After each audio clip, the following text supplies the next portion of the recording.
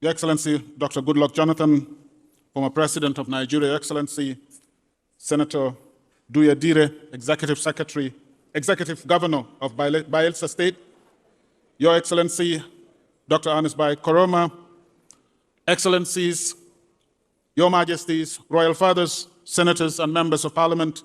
For those who don't come from here, it is good morning, or it's the greetings from here, which I've just learned. It is indeed an honor to deliver this goodwill message on the occasion of the 2023 Goodluck Jonathan Foundation Democracy Dialogue. I would like to extend my profound appreciation to our host, His Excellency, President Goodluck Jonathan, and to the Executive Governor, His Excellency, Senator Duya Dire. I am particularly happy to be here today to have the opportunity to meet a people who pride themselves, justifiably so, on their sense of hospitality.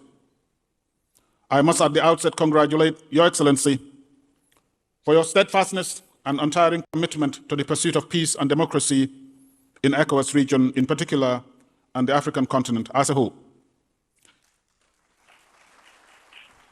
Indeed, President Jonathan has worn many hats both within and outside of Africa in the course of advocating for democracy, peace, and security.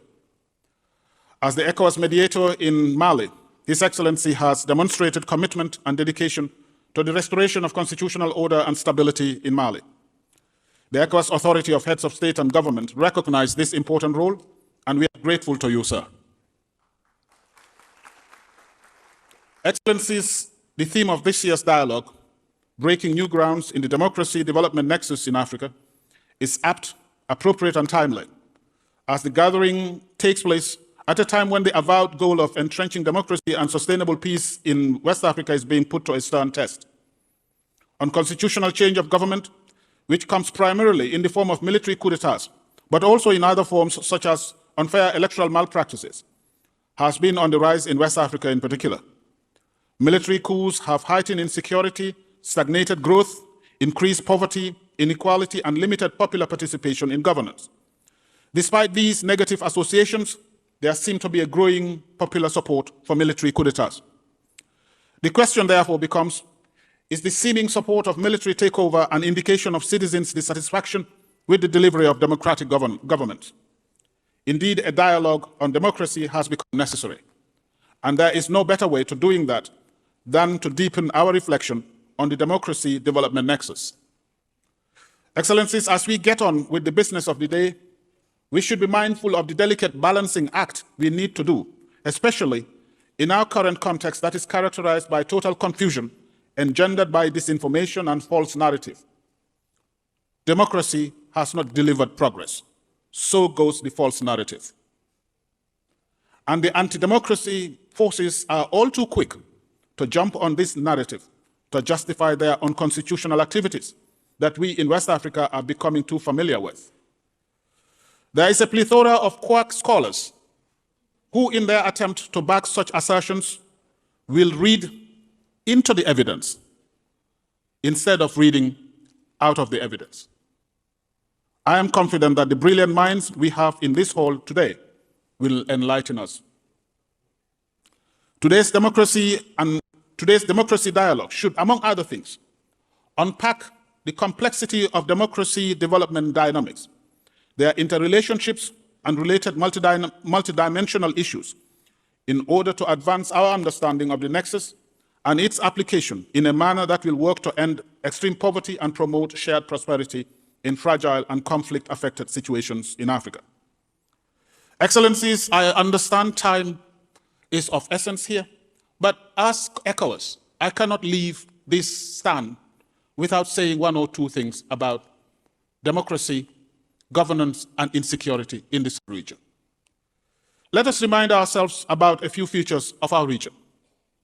The 400 million population of the region is made up for the large part by young, ambitious, and dynamic people.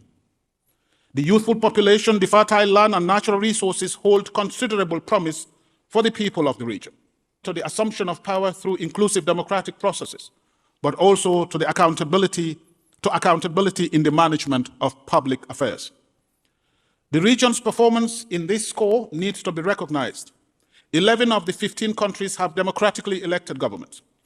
11 have term limits enshrined in their constitutions. We are confident that the number will increase shortly. Major elections that took place in the region this year alone include the presidential, legislative, and state elections in Nigeria, Sierra Leone, and Guinea-Bissau. As I speak, we are preparing for general elections in Liberia. The good showing by the opposition in the various countries suggests that democracy is alive in the region. But, Excellencies, the region is worried about the resurgence of military in the political space. The fact that 4 out of the 15 countries of the region are under military rule is indicative of a reversal of the region's democratic gains. For ECOWAS, this is unacceptable. The support for ECOWAS, this is unacceptable.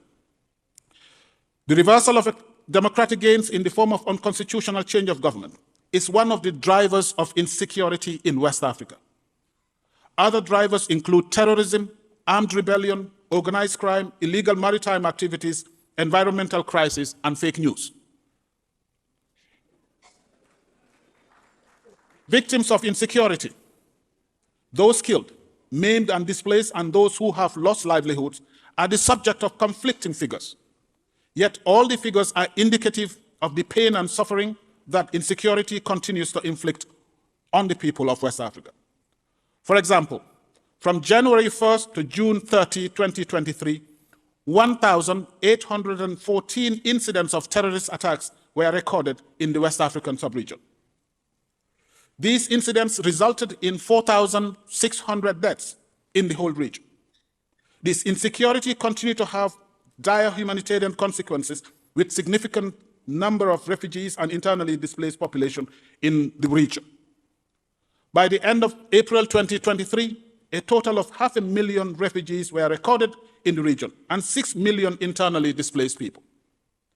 Excellencies, these are realities of the region, and I thought a gathering of this nature needs to be informed about these. And the drivers of some of these insecurity and the consequences are unconstitutional change of government. This meeting is therefore timely, and we do look forward to your recommendations and your proposals. Thank you indeed.